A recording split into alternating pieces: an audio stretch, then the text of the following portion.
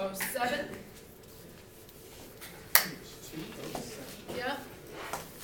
And I just chose this book, this problem because it's kind of a, it's the same type of a deal with the pizza problem. By the way, please keep your pizza problem.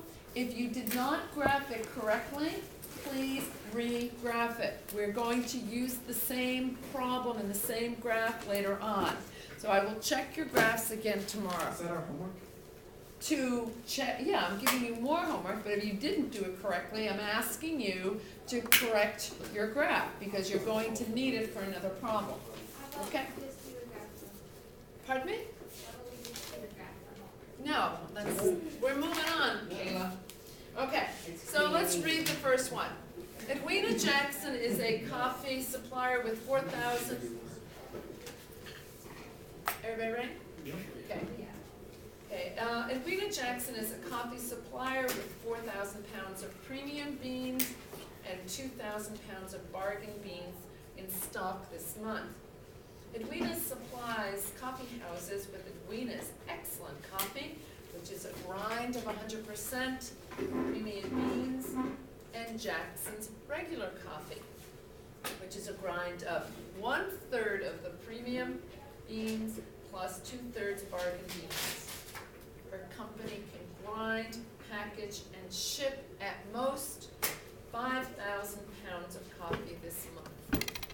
Write the constraints for this situation. Then graph the feasible region and find the coordinates of the vertices of a feasible region. Okay, this one's a little bit more complicated. I'm going to show it all to you because I want you to think about it, but I want you to just, basically I wanted you to see how sometimes you're going to have a lot of information and you're going to have a feasible region based on 1, 2, 3, at least 3 equations here.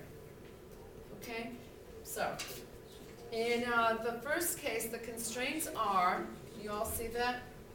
The constraints are the E, we're saying E is her excellent coffee, and R is her regular coffee. So does it make sense that the 2 coffees together, at most a total of 5,000 pounds of coffee can be shipped? Okay. The second one is the excellent and 1/3 of the regular can be no more than 4,000.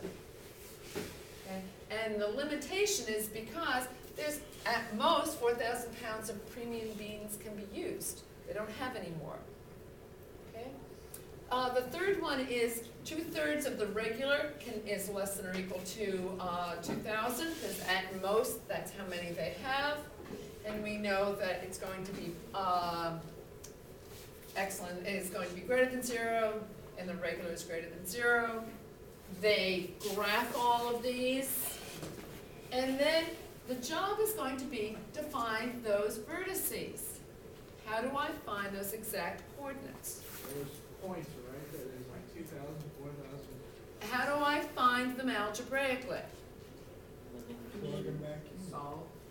How do I solve for them, Zach? Substitution. Substitution, elimination, whatever you want.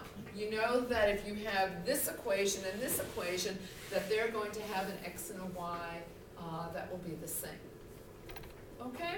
So I just wanted you to see that at times you're going to have shapes that are going to not just be a neat little triangle. Okay? So what I'm going to ask you to do right now, I'm going to give you your homework assignment. We have about 8 minutes to start. Some of them are questions, and I think there's 1 or 2 that I'm going to ask you to graph. Okay?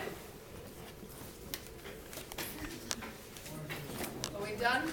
Let me just put the homework on the board, and then you can turn the camera off. Are you still on? Mm-hmm.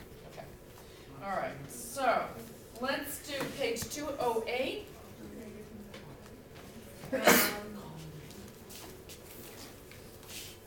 Page 208, the triad.